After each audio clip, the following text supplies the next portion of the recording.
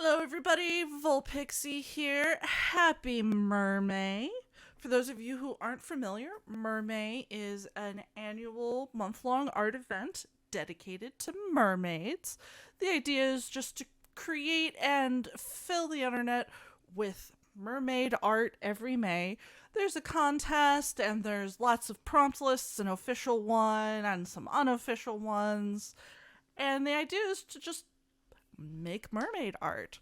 So today I wanted to make a little video showing how I made the painting in this particular piece of mermaid art that I did. This was for the first. The prompt for that day was self-portrait. So I decided to not just make a mermaid that looked like myself, but to take my internet version of me, Arizona, and to have her be painting a portrait of herself as a mermaid. So it's kind of like layers of self-portrait. So with this video, I wanted to show you how I actually got the portrait in the render. So if we hop over to Daz Studio, you can see that I've got her here painting this. Now, this whole scene that I loaded up is the Z Artist Muse Environments and Poses by Zeticus.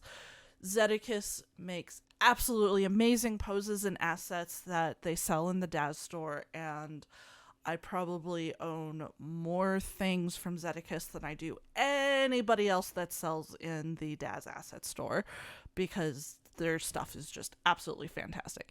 Anyways, I went and I just loaded up the preloaded scene, deleted a few things I didn't want, added the mirror, and went from there. Now, as far as getting something onto the portrait itself, the easel comes loaded in, and I don't remember if it's the blank or the half-painted woman, but I did definitely select the half-painted woman to be able to use as a reference as I was creating my own.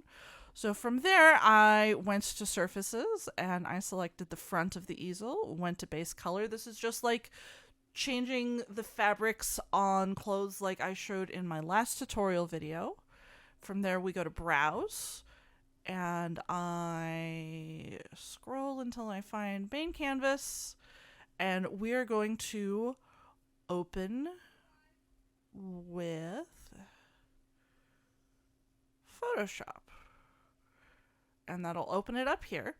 And now this gives us a couple of very important things. First of all, it gives us the exact template we're going to want. This is the size it needs to be. It has the canvas background on it, so if we want to try to keep that in there, we can using layers. But most importantly, we can see right here that it is a 3000 by 4000 pixel size. And that's going to be important because the very next thing that we need to do is we need to create the render of the image that we want to be painted on. So for that, I'm going to go ahead and just open up the mermaid version of Arizona that I did for this.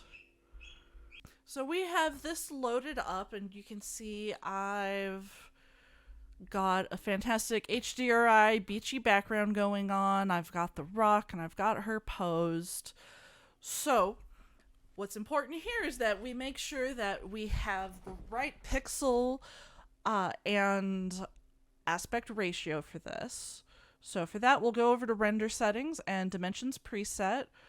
Now, because that was a 3x4, there is no standard that is already that size, so we're going to make our own custom. An aspect ratio of 3 to 4. And then we can change the height here to 3000 by 4000. So now if we render this out, this will fit perfectly on the template of the painted lady that's already on the canvas.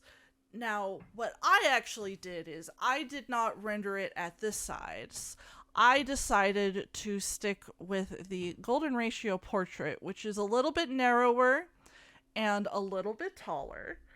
And the reason why I did that is because I wanted there to be white space that hadn't been painted or filled in to help give the look and feel of an incomplete painting.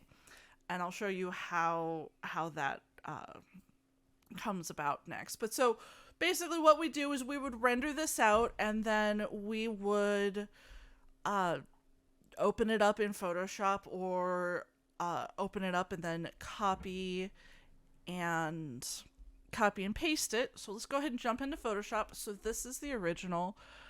And basically what I did here is I loaded up the image.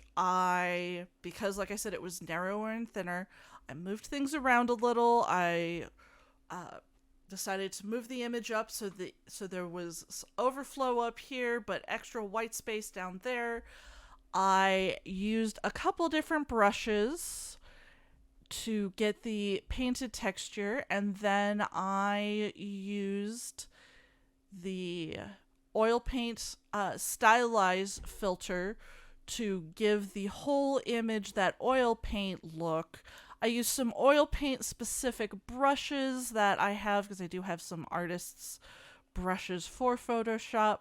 And so this is where you can really kind of experiment and play around and learn how to do things in Photoshop to give off these different textures and the different appearance of having used different physical mediums digitally.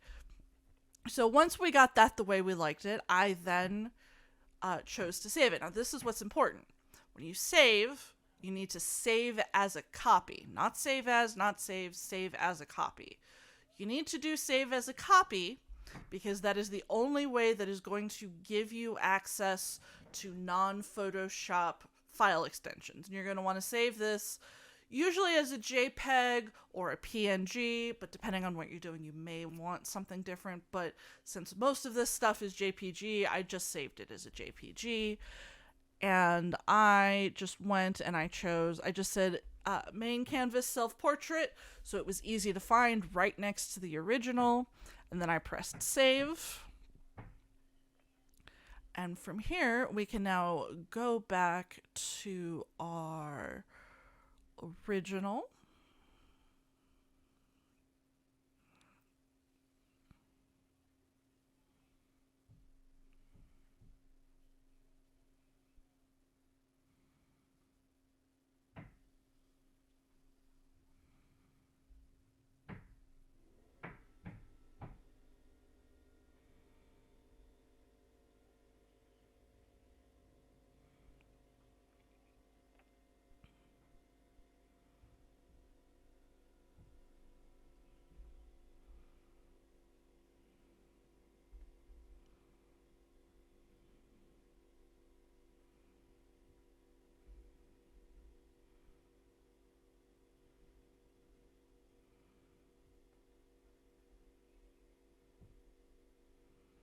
Okay, so now we're back here in the self-portrait, and we again select the easel, select the front of the easel, and go to base color, browse.